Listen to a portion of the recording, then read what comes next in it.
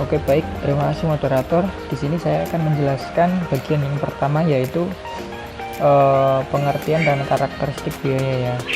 Sebelumnya kita membahas dulu mengenai pengertian biaya.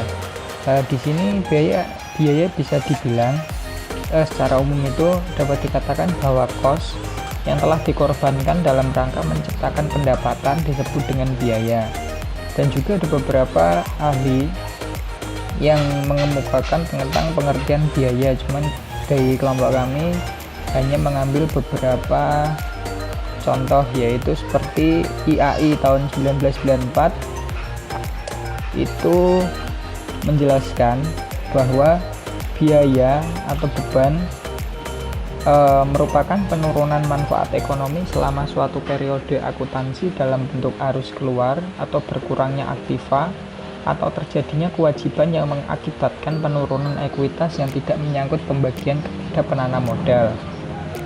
Lalu ada juga yang kedua, yaitu KAM tahun 1990 mengartikan bahwa biaya itu adalah penurunan nilai aktiva atau kenaikan hutang atau kenaikan ekuitas pemegang saham sebagai akibat pemakaian barang dan jasa oleh suatu unit usaha untuk menghasilkan pendapatan pada periode berjalan. Nah, jadi dari beberapa pengertian di atas dapat dilihat ya bahwa biaya itu memang pada akhirnya merupakan aliran keluar dari aktiva, meskipun memang kadang-kadang itu harus melewati atau melalui hutang terlebih dahulu. Dan secara konseptual biaya itu lebih bersifat menurunkan aktiva daripada menaikkan hutang. Lalu biaya akan terjadi bila produk tertentu diserahkan untuk menciptakan pendapatan. Jadi apabila produk itu dijual ataupun diserahkan, itu biaya akan terjadi jika kita ingin menghasilkan pendapatan.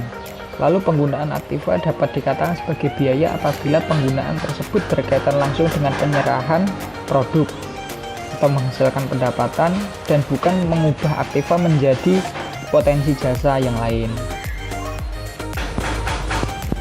Lalu juga ada contoh seperti ini.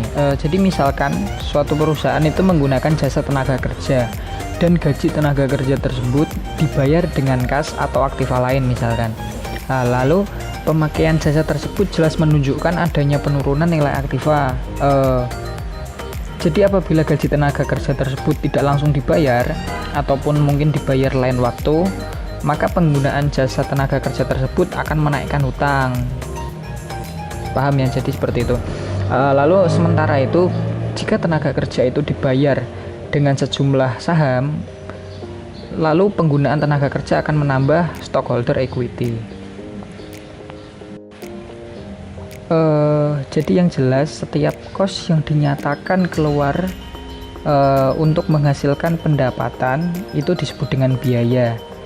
Baik itu biaya yang berasal dari kos aktiva maupun yang berasal dari kos yang langsung dibebankan untuk biaya tanpa dicatat lebih dahulu. Itu tadi beberapa pengertian biaya. Lalu kita akan masuk di karakteristik biaya ya. Bentar, karakteristik biayanya di sini kelompok kami menjelaskan ada dua karakteristik, yaitu karakteristik utama dan karakteristik pendukung. Di karakteristik utama yang pertama yaitu akibat kegiatan yang membentuk operasi utama yang menerus.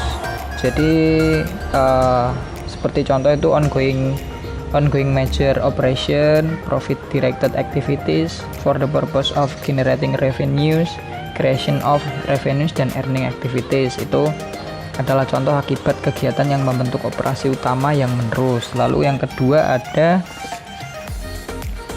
aliran keluar atau penurunan aset, seperti contoh outflow of asset, gross decrease in assets, decreases in economic benefits, using up of assets, consumption of assets, use of economic service, expired cost, applicable cost to current period.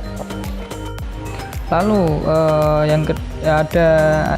ada karakteristik pendukung, seperti contoh penurunan aset, operasi utama yang menerus, lalu kenaikan kewajiban, penurunan ekuitas, aliran fisis atau moneter, dan yang terakhir adalah rugi. Jadi sebentar akan saya jelaskan satu persatu. Di sini penurunan aset itu dapat mengatakan bahwa biaya timbul harus terjadi transaksi atau kejadian yang menurunkan aset atau menimbulkan aliran keluar aset atau sumber ekonomi. Jadi aset dalam hal ini harus diartikan sebagai semua aset perusahaan ya, sebagai satu kesatuan dan bukan hanya aset tertentu, misalkan sediaan bahan baku seperti itu. Lalu operasi utama yang menerus. Operasi utama yang menerus itu jadi tidak semua penurunan atau konsumsi aset itu membentuk biaya. Jadi agar menjadi biaya konsumsi tersebut harus berkaitan dengan kegiatan utama atau sentral kesatuan usaha.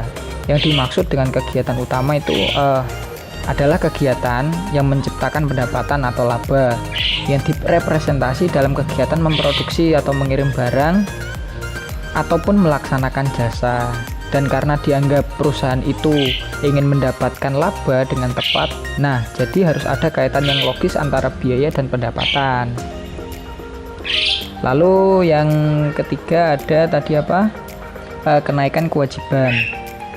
Di sini kenaikan kewajiban itu semua badan otoritatif mendefinisi biaya tidak hanya dari sudut penurunan aset tetapi juga dari kenaikan kewajiban. Mengapa? Karena jadi gini, agar makna biaya cukup luas untuk mencakupi pula pos-pos yang ditimbulkan dalam penyesuaian akhir tahun. Maka tadi kan Kam pernah menyebutkan bahwa penggunaan kata using up of goods and service daripada using up of assets. Memang barang dan jasa yang telah diperoleh perusahaan umumnya diakui sebagai aset, akan tetapi tidak semua barang dan jasa dicatat sebagai aset tetapi langsung dimanfaatkan menjadi biaya. Itu kata Kam tahun 1990. Lalu berikutnya ada penurunan ekuitas. Penurunan ekuitas definisi ini itu sebenarnya menegaskan bahwa akuntansi menganut konsep kesatuan usaha sehingga ekuitas secara konseptual adalah utang perusahaan kepada pemilik. Jadi definisi APAB dan IAI secara eksplisit menyebutkan bahwa penurunan aset akhirnya akan mengubah ekuitas atau menurunkan ekuitas. Gitu. Berikutnya ada aliran fisis atau moneter. Jadi FASB itu memisahkan antara pengertian biaya dan pengukuran biaya. Bahwa biaya timbul dari penyerahan atau produksi barang atau pelaksanaan jasa itu memberi isyarat bahwa FASB memaknai biaya atau penurunan aset sebagai kejadian fisis. Jadi bila aset diganti dengan barang dan jasa, aliran tersebut jelas menunjukkan aliran fisis. Tapi untuk mencapai makna biaya yang tepat, tadi ahli Kam itu menyebutkan bahwa menggabungkan berbagai makna yang dikandung oleh berbagai definisi dan mengusulkan pendefinisian biaya. Lalu berikutnya adalah rugi. Jadi seperti halnya untung, argumen yang diajukan untuk menjawab perlu atau tidaknya biaya dibedakan dengan rugi. Dan FASB lagi-lagi memfokuskan pengertian biaya hanya untuk penurunan aset yang berkaitan dengan operasi utama atau sentral. Seperti itu. Nah, setelah selesai bagian saya, berikutnya adalah bagian teman saya untuk menjelaskan pengukuran dan pengakuan biaya. Baik, terima kasih atas waktunya. Kemudian yang selanjutnya adalah pengukuran dan pengakuan biaya. Pengukuran dan pengakuan biaya ini memainkan peranan penting dalam penyusunan laporan keuangan. Kecermatan mengukur besarnya biaya mempengaruhi keakuratan informasi keuangan yang dihasilkan. Ketepatan saat mengakui biaya juga akan berpengaruh dalam penentuan besarnya rugi atau laba perusahaan. Oleh karena itu, pemahaman secara konseptual tentang pengukuran dan pengakuan pendapatan tidak dapat diabaikan.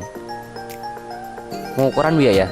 Sejalan dengan penilaian aktiva, biaya dapat diukur atas dasar jumlah rupiah yang digunakan untuk penilaian aktiva dan hutang. Oleh karena itu, pengukuran biaya dapat didasarkan kepada yang pertama ada historis, cost historis, merupakan jumlah rupiah kas atau setaranya yang dikorbankan untuk memperoleh aktiva.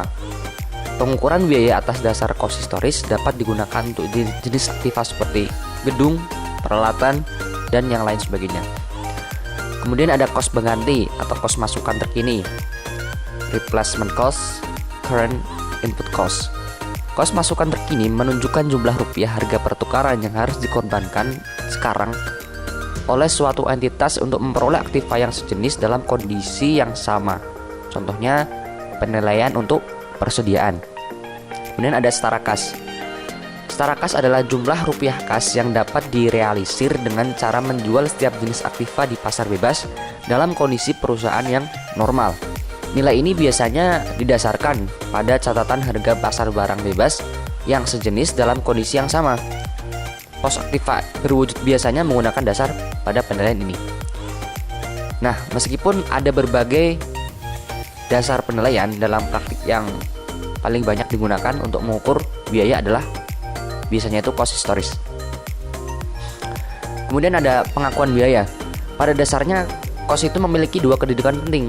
Yang pertama sebagai aktiva atau potensi jasa, dan yang kedua sebagai beban pendapatan biaya. Atas dasar konsep kontinuitas usaha cost itu mula-mula diperlakukan sebagai aktiva dan kemudian baru diperlakukan sebagai pengurangan pendapatan. Misalnya, kos persediaan pada awalnya dicatat atau diakui sebagai aktiva. Apabila kos tersebut telah dinyatakan keluar atau dijual untuk menghasilkan pendapatan, maka kos tersebut dinyatakan sebagai biaya dengan nama kos barang terjual, cost of goods sold.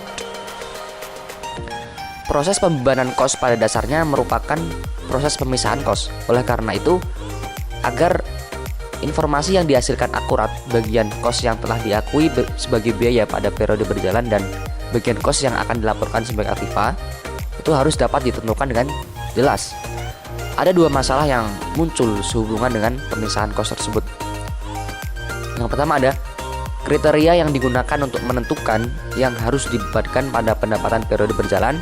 Kemudian yang kedua adalah kriteria yang digunakan untuk menentukan bahwa kos tertentu ditangguhkan pembebasannya.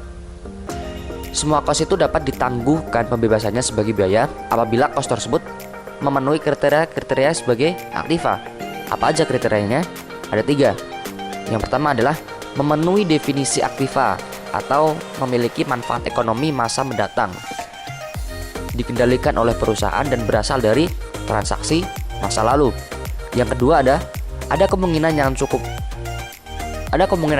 bahwa manfaat ekonomi masa mendatang yang melekat pada aktiva dapat dinikmati oleh entitas yang menguasai. Kemudian yang 3 ada besarnya manfaat dapat diukur dengan cukup andal, itu cukup mudah. Atas dasar hal tersebut, maka kos dapat yang dikeluarkan memenuhi kriteria sebagai aktiva, maka kos tersebut dapat ditunda pembebasannya. Namun demikian apabila terdapat kasus di mana kos yang jenis pengeluarannya terjadi berulang-ulang setiap periode, kos tersebut dapat langsung dibebankan sebagai biaya pada periode yang terjadinya. Jadi kondisi ini tidak berlaku untuk persediaan dan persekot biaya. Dari uraian di atas, secara umum dapat dirumuskan bahwa berdasarkan konsep penandingan matching, pengakuan biaya pada dasarnya sejalan dengan pengakuan pendapatan. Apabila pengakuan pendapatan ditunda, maka pembebasan biaya juga ditunda. Untuk mengatasi berbagai perbedaan pendapat tentang pengakuan biaya, biasanya badan berwenang mengeluarkan aturan tertentu untuk mengakui biaya. Misalnya dalam konsep dasar penyusunan dan penyajian laporan keuangan menyatakan bahwa ini di paragraf 94, beban diakui dalam laporan rugi laba kalau penurunan manfaat ekonomi masa datang yang berkaitan dengan penurunan aktiva atau kenaikan kewajiban telah terjadi dan dapat diukur dengan andal. Selanjutnya dalam paragraf 98 disebutkan bahwa beban juga diakui dalam laporan rugi laba pada saat timbul kewajiban tanpa adanya pengakuan aktiva, dapat timbulnya hutang garansi produk. Selanjutnya konsep penandingan atau matching. Konsep penandingan adalah konsep yang dimaksudkan untuk mencari dasar hubungan yang tepat dan rasional antara pendapatan dan biaya. Pendapatan merupakan hasil yang dituju oleh perusahaan, sementara kos yang dikeluarkan oleh perusahaan untuk memperoleh pendapatan tersebut. Dengan demikian, pendapatan itu harus ditandingkan dengan biaya yang diperkirakan telah menghasilkan pendapatan tersebut, agar dihasilkan besarnya laba yang tepat. Adapun proses penandingan itu bertujuan untuk menentukan laba. Jadi dengan cara mengukur atau menakar terlebih dahulu pendapatan untuk suatu periode, dan barulah kemudian menentukan biaya yang berkaitan dengan pendapatan tersebut. Jadi konsep atau prinsip penandingan adalah dasar pemikiran untuk menghubungkan pendapatan dan biaya sehingga laba yang dihasilkan itu bermakna. Adapun alasan prinsip atau konsep penandingan ini dibutuhkan sebagai kebutuhan dalam akuntansi, itu yang pertama, alasannya itu karena pengakuan pendapatan tidak langsung dikaitkan dengan pengakuan biaya, karena teknik pembukuan tidak memungkinkan hal tersebut. Dengan kata lain, proses penandingan tidak dilakukan pada saat transaksi pendapatan terjadi, tetapi pada umumnya dilakukan pada akhir tahun. Alasan yang kedua, transaksi terjadinya pendapatan pada umumnya tidak berkaitan langsung dengan transaksi terjadinya biaya. Sebagai contoh, pemerolehan dan pembayaran barang dan jasa untuk menghasilkan produk tidak selalu bersamaan atau tidak terjadi dalam periode yang sama dengan penjualan dan pengumpulan kas. Selanjutnya, dalam praktik ada 3 dasar penandingan yang umum digunakan untuk mencari hubungan antara biaya dan pendapatan dalam satu periode tertentu. Dasar penandingan tersebut diantaranya yang pertama ada hubungan sebab akibat atau association of cause and effects. Dan yang kedua ada alokasi sistematik dan rasional atau systematic and rational allocation, dan yang ketiga itu ada pembebanan segera atau immediate recognition. Yang pertama, hubungan sebab akibat. Dasar yang paling ideal untuk menandingkan biaya dengan pendapatan adalah hubungan sebab akibat. Meskipun dasar ini sulit untuk dibuktikan, namun atas dasar pengamatan yang dilakukan oleh para akuntan menunjukkan bahwa barang atau jasa tertentu yang digunakan dalam proses produksi pada akhirnya akan membantu dalam proses menghasilkan pendapatan selama periode tertentu. Oleh karena itu, dasar penandingan ini sering disebut dengan penandingan langsung atau direct product matching. Jadi, penandingan ini bergantung pada unit produknya. Contoh dari biaya yang dapat ditandingkan dengan dasar penandingan langsung itu seperti biaya komisi penjualan gaji dan upah, serta kos barang terjual atau cost of goods sold. Jadi, dasar penandingan hubungan sebab akibat itu berdasarkan pengamatan fisik dan pengamatan kejadian. Jadi jelas terlihat ya bahwa pendapatan itu tidak akan terjadi apabila tidak ada penyerahan barang dan jasa. Untuk dasar penandingan hubungan sebab akibat ini. Yang kedua itu ada dasar penandingan alokasi sistematik dan rasional. Alokasi sistematik dan rasional sering disebut dengan dasar penandingan periodik atau period matching, atau juga penandingan tidak langsung atau indirect matching. Alokasi sistematik dan rasional dapat digunakan sebagai dasar penandingan apabila dasar penandingan hubungan sebab akibat tidak dapat dilakukan.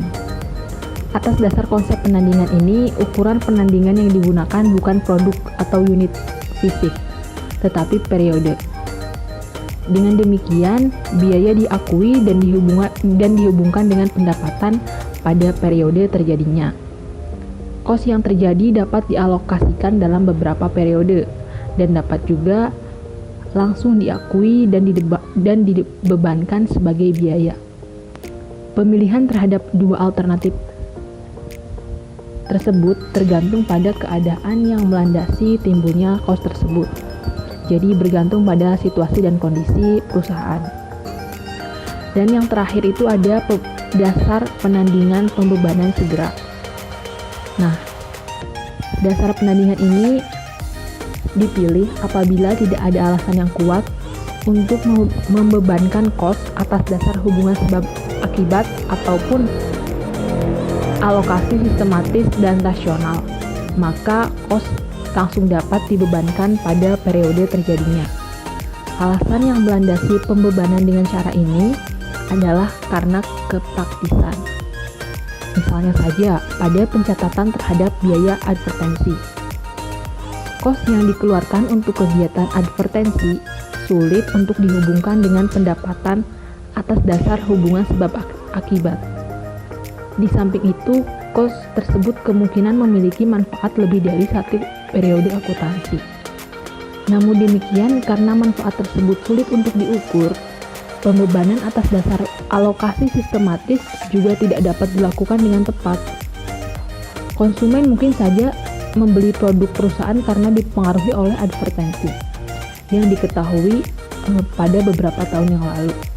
Jadi karena manfaat tersebut tidak dapat diukur dengan tepat, maka cost advertensi dibebankan langsung sebagai biaya maksudnya. Jadi pembebanan ini berlaku juga untuk cost penelitian dan pengembangan. Yaitu itu merupakan konsep penandingan dan dasar penandingan yang digunakan untuk mencari hubungan antara biaya pendapatan dalam satu periode. Masalah pos-pos biaya diantaranya ada fasilitas fisis, karakteristik dan tujuan pelaporan, berwujud fisis, dan dikuasai oleh perusahaan untuk mengolah dan memperlancar operasi perusahaan. Pada umumnya, berumur panjang, walaupun terbatas sehingga perlu penggantian. Bernilai bagi perusahaan lantaran kekuasaan atau hak perusahaan untuk menggunakan, bukan lantaran hak miliknya. Pada umumnya merupakan aset non-moneter dan manfaat yang dapat diberikan berupa potensi jasa, bukan daya beli atau ketertukarannya. Basis pembebanan. Fasilitas fisis memberi kontribusi jasa ke operasi berupa kapasitas atau daya. Misal, bentuk daya giling untuk mesin giling. Oleh karena itu, cost, daya, atau kapasitas fasilitas fisis tersebut jelas harus diserap menjadi bagian cost produksi dan akhirnya menjadi beban pendapatan. Variasi istilah. Istilah yang digunakan untuk menunjuk aset yang mempunyai karakteristik di atas tentunya harus cukup deskriptif untuk memudahkan klasifikasi. Banyak istilah yang digunakan untuk mendeskripsi aset tersebut, yaitu aset tetap atau fixed asset, aset tetap berwujud atau fixed tangible asset, aset terwujud atau tangible asset, aset operasi atau operating asset, aset jangka panjang atau long lived or long term asset, tanah, pabrik atau bangunan, dan perlengkapan atau property, plant and equipment, dan fasilitas fisis atau plant assets. Makna depresiasi. Depresiasi merupakan suatu proses alokasi cost secara sistematis dan rasional, dan jumlah rupiahnya diukur atas dasar bagian cost potensi jasa yang dianggap telah dimanfaatkan sekaligus dalam periode terjadinya depresiasi sebagai biaya tidak berbeda dengan jenis biaya operasi lainnya. Makna depresiasi diantaranya ada depresiasi sebagai proses akumulasi dana. Pengertian ini didasari oleh gagasan bahwa untuk dapat mempertahankan kelangsungan hidup, perusahaan harus dapat mengganti fasilitas fisik yang habis umurnya. Akibatnya, perusahaan harus menyisihkan dana dari pendapatan yang diperoleh. Dengan mengurangi pendapatan, laba akan berkurang sebesar depresiasi yang dibebankan. Ini berarti bahwa laba sejumlah depresiasi tidak dapat dibagi kepada pemegang saham. Bagian inilah yang dianggap sebagai dana untuk membeli kembali fasilitas fisis di kemudian hari. Dengan demikian, depresiasi adalah sarana untuk menjaga keutuhan sumber daya. Yang kedua, depresiasi sebagai pemulihan investasi. Agar perusahaan mampu membayar kembali investasinya, maka harus dilakukan penyisihan dana dengan cara mengurangi pendapatan perusahaan sebesar depresiasi. Berikutnya ada depresiasi sebagai proses penilaian. Pendefinisian depresiasi sebagai bagian kos yang dibebankan secara sistematik dan rasional merupakan pemaknaan depresiasi secara sintaktik. Artinya depresiasi didefinisi sebagai penerapan prosedur. Namun ada kelemahannya, bahwa alokasi sistematik dalam banyak hal tidak mempresentasi fenomena atau kegiatan operasi yang sesungguhnya. Dengan kata lain, alokasi kos hanya merupakan mekanisme yang tidak mempresentasi realitas ekonomi. Misal, dengan metode garis lurus, depresiasi tetap diperhitungkan meskipun mungkin dalam satu periode kegiatan produksi sedang rendah atau berhenti, sehingga depresiasi tidak mempresentasi realitas yang ada. Oleh karena itu, diperlukan definisi yang bersifat semantik. Salah satu pendefinisian secara semantik adalah depresiasi dipandang sebagai penurunan potensi jasa selama periode operasi akibat keausan fisis, konsumsi manfaat, atau keusangan teknologis. Dengan demikian, penurunan potensi jasa selama periode dapat dipandang sebagai selisih penilaian antara potensi jasa awal dan potensi jasa akhir, baik secara fisik maupun moneter. Selanjutnya ada depresiasi sebagai sarana penandingan kos dengan kontribusi pendapatan neto. Pemaknaan depresiasi ini sebenarnya sama dengan pemaknaan depresiasi secara konvensional, yaitu alokasi kos atas dasar pola penyerapan. Perbedaannya adalah pola penyerapan tidak langsung didasarkan atas penyerapan jasa, tetapi atas dasar pendapatan neto yang dihasilkan oleh fasilitas fisik bersangkutan. Pendapatan neto di sini adalah pendapatan yang dihasilkan oleh fasilitas fisik dikurangi biaya pengoperasian fasilitas fisik. Tanah sebagai tempat usaha dan hak milik permanen, fungsi tanah bersifat permanen sehingga tidak didepresiasi. Tanah bukan hak milik permanen dapat didepresiasi. Bagian kos tanah yang mempresentasi manfaat produktif dapat didepresiasi.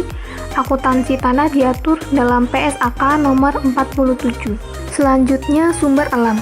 Sumber alam yang akan habis melalui proses penambangan dan tidak dapat diperbarui atau diganti sering disebut dengan aset habis pakai. Tambang mineral adalah contoh utama aset habis pakai. Hutan kayu yang biasanya tidak diremajakan lagi oleh perusahaan pengekstraksi dapat dikategorikan sebagai aset habis pakai. Kos sumber alam tersebut harus diserap secara sistematik ke produksi atas dasar pengambilan atau konsumsi. Kos yang diserap ini disebut sebagai depresi. Seperti juga pada depresiasi, depresi sebagai kos atau upaya untuk menghasilkan pendapatan harus ditentukan secara objektif dan rasional tanpa memperhatikan pengaruhnya terhadap laba bersih. Aset tak berwujud dengan segi asosiasi dengan pendapatan sama seperti fasilitas fisik. Kos aset tak berwujud harus dialokasi secara sistematis sepanjang umur yudiris atau ekonomik. Umur ekonomik lebih unggul atau layak untuk mengamortisasi aset tak berwujud daripada umur yudiris. Goodwill dapat diinterpretasi sebagai kemampuan melaba di atas norma, atribut spesifik yang dapat dipisahkan atau akun penilaian induk. Kos organisasi harus segera dimulai diamortisasi manakala ada tanda-tanda penurunan atau penciutan yang berlanjut baik dalam laba, lingkup kegiatan, ataupun modal perusahaan.